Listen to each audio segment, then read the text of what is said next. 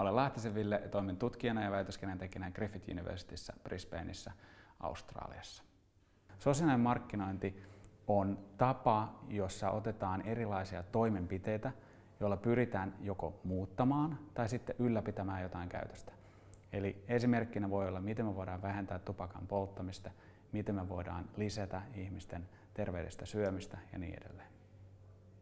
Eli sosiaalisesta markkinoista hyötyy kaikki, eli se kuluttaja itse, se valtio ja se koko yhteiskunta.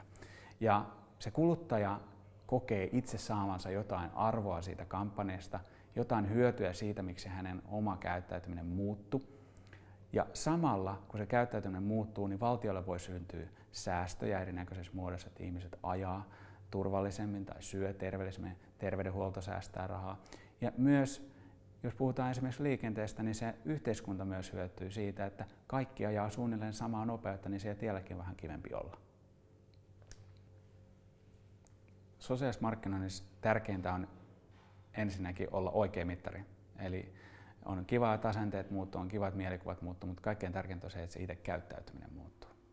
Toinen tärkeä asia siitä on se, että ymmärretään sitä ihmistä, että miksi se toimii, kuten se toimii, ja sen perusteella tehdään niitä toimenpiteitä ja ratkaisuja, jotka ohjaa hänet muuttamaan sitä käyttäytymistä, koska silloin sille ihmiselle myös syntyy se oikea kuva siitä, että hei, näinhän tämän olisi aina pitänyt olla, näinhän tämän olisi aina pitänyt mennä.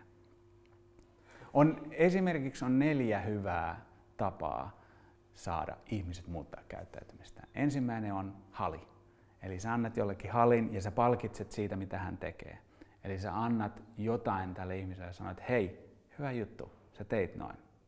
Se voi olla esimerkiksi se, että vakuutusyhtiö alentaa vakuutusten hintaa siitä, että sä elät terveellisemmin. Se on vähän niin kuin hali. Hei, good for you. Toinen hyvä tekniikka on tuuppaus. Eli katsotaan, mitä se ihminen tekee normaalissa elämässään, mihin se on menossa, vaikka sanotaan ruokalassa, ja sitten sen jälkeen muutataan sitä ruokalaa pikkasen, että me saadaan tuupattua sitä oikeaan suuntaan. Että hei, meppä tästä kohtaa.